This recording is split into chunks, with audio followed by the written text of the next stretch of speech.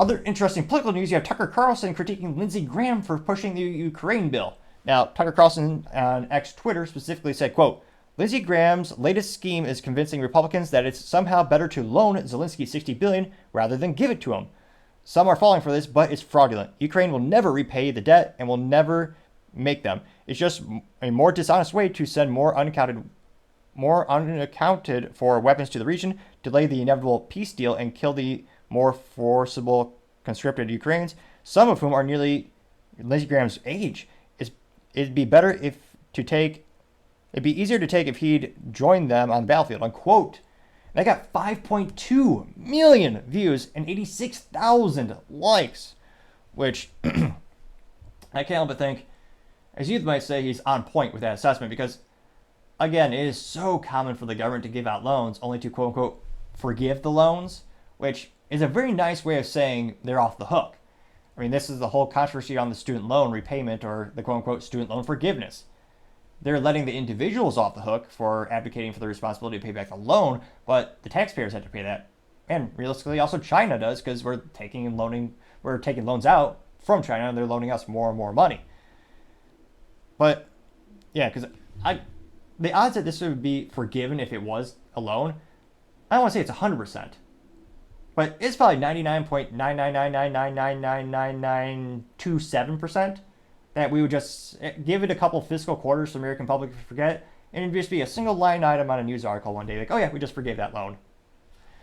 But let's jump to the comments. Maybe everyone is angry at Tucker. They go, no, we need to loan Ukraine this much money, even though we've given them about $200 billion, and now they just want a loan.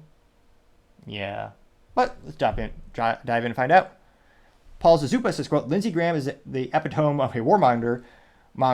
He cares nothing for lives and only for money. He doesn't care about who gets lost in the process.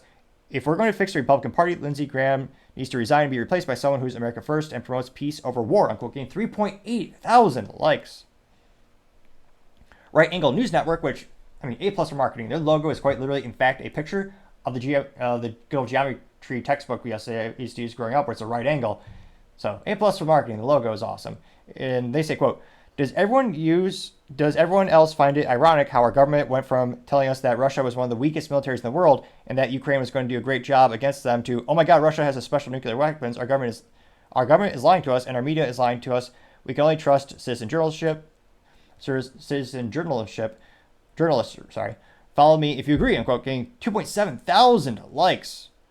Which, yeah, that is hilarious that, again, you have to be pretty mentally vacuous to believe the U.S. government when they said this when the first conflict broke out between Ukraine and Russia. They go, I mean, Russia's weak. Well, they'll defeat them in a week. Nope. And yeah, in terms of I don't know what the Las Vegas odds are for the Russia and the Ukraine conflict, but it's actually, I would actually debate that while Russia is still the underdog, because, again, every country on the planet is sending money as well as physical accoutrements. You got weapons physically, as well as you also have medical aid. Every country on the planet nearly every country is supporting Ukraine. Yet Russia is still not backing off or losing land, depending on what you define until military terms, what vernacular you choose. Now, going back to a couple more comments. You have, let's see, Dave Benner, Nemesis and Neocon, saying, quote, Ukraine is the new Afghanistan. The regime doesn't want a successful war. It wants an endless war, unquote. Getting 3.9 thousand likes. Let's see here.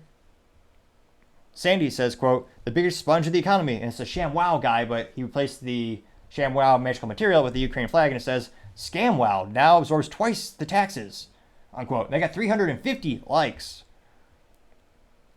And, yeah, it's astonishing how much money that they have gotten.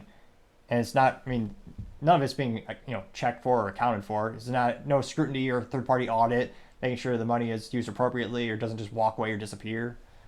But I digress. You got Matthew J. Show saying Lindsey Graham is the most compromised politician in history, getting 397 likes. Let's see here. Let's see. A couple of advertisements. Which I was going to say, I thought I had the magical, I got the blue check mark. Maybe it's just, now it's considered the basic X Twitter. But you may have to upgrade to the double Y Banana Falcon or whatever package is for the one where you actually don't see ads. Matt Kim simply says, send Lindsey Graham to the front line, getting 617 likes. Let's see.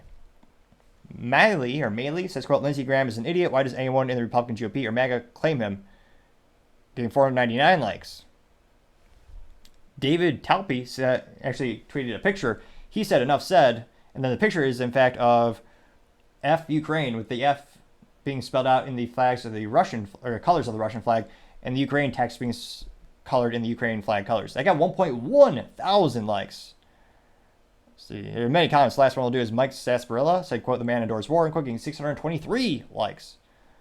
So it is fascinating from a cultural perspective as well, and political. There's again, this is anecdotal, just looking at social media. It's not like a nationwide survey, but there seems to be less and less people supporting Ukraine. Now, that being said, there's still, I don't know, some people want to say this is concerning, but there's some neighborhoods in the United States where there's more Ukrainian flags than United States flags, which I guess shows their priority in their allegiance.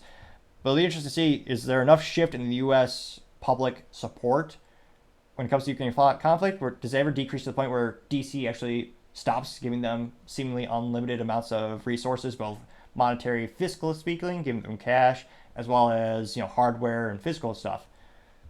It'll be interesting to see, but as I usually always say, time shall tell.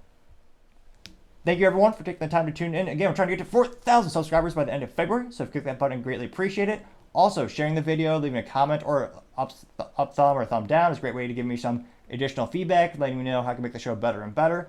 Lastly, don't forget to take the time to tell your family, tell your friends, tell your coworkers, heck, tell your enemies, tell anyone and everyone.